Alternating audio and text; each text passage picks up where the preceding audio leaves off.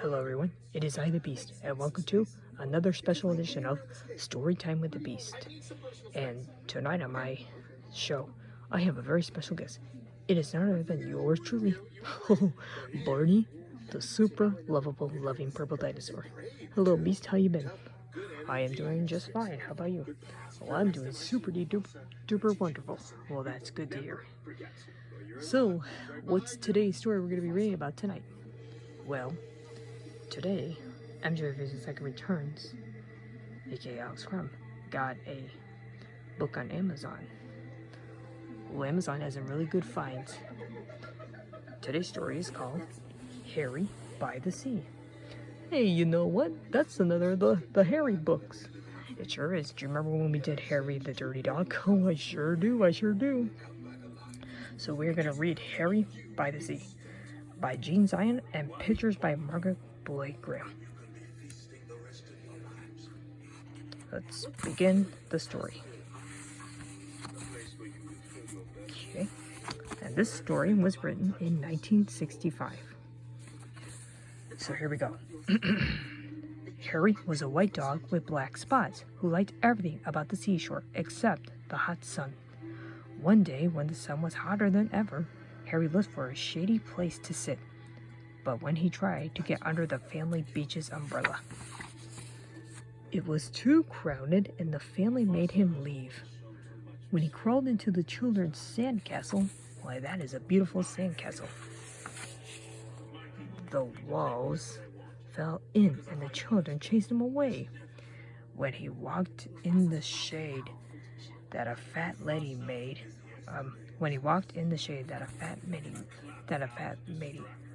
lady made, I'm gonna talk there for a second. She became angry and made him stop following her.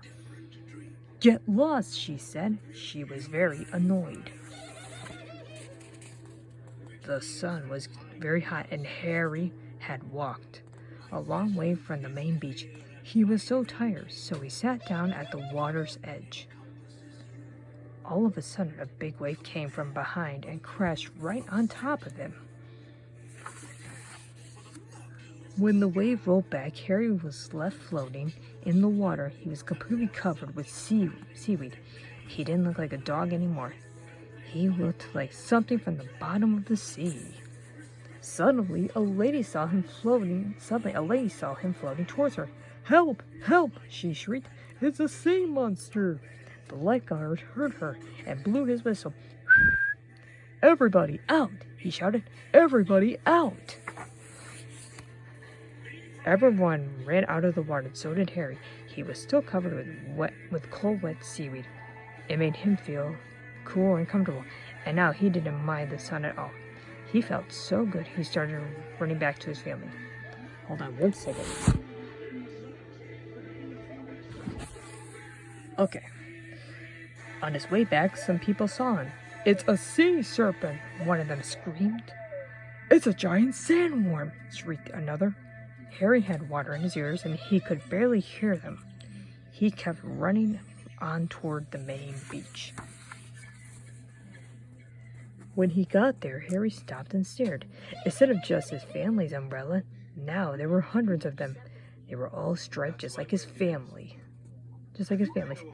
Harry couldn't tell one umbrella from the other. Suddenly, two beach attendants saw him. Holy smoked! One of them gasped, What's that? It's a bushy black sea slug, exclaimed the other. They whispered for a moment. Then they ran. Harry went from umbrella to umbrella, but he couldn't find his family. Everyone wore sun hats and sunglasses, and everyone used suntan oil, just like his family. Harry looked and sniffed very hard, but it was no use. He couldn't tell one family from another. Suddenly, the two beach attendants came back running, carrying a big trash basket. They ran towards Harry. Stand back, one of them said to the crowd. We're going to catch it and take it to the aquarium, said the other. Then they tiptoed right up behind Harry, and they raised the trash basket over his head. Harry didn't know the beach attendants were behind him. He was listening to something. He thought he had heard someone calling his name. There it was again. Harry, Harry, Harry. Now Harry was sure. He didn't wait another second, just as the basket came down. He ran right out from under the basket. It happened so fast, the beach attendants just stood there with their mouths wide open. As he raced through the crowd, some people screamed, and some people ran, and some people did both. But Harry paid no attention. He kept running across the beach. When Harry got to the hot dog stand, he stopped and barked happily. Behind the counter, the hot dog man was shouting. It was his voice that Harry had heard, but Harry had water in his ears and couldn't hear very well.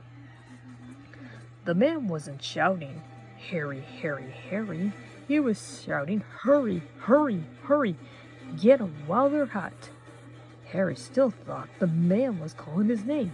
He barked and jumped with joy. He jumped so much that suddenly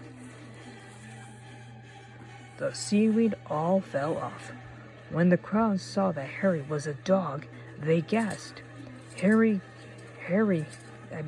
could hardly believe their eyes. All at once, Harry began to jump higher than ever. He saw the children. They were running towards him. "Oh, Harry," they cried. "We heard you bark. We've been looking all over for you." Harry was so happy he did a little dance. The hot dog man was grateful to Harry for bringing him the crowd to a stand. He sold all the hot dogs he had. He gave Harry a free hamburger. The lady who had told Harry to get lost came along and brought him a cold drink. "You're no sea monster," she said. "You're just a lost hot dog." Everyone laughed, except for the two children. "He's not lost," one of them said. "He's Harry, and he's ours." Then they hurried off to join the rest of the family.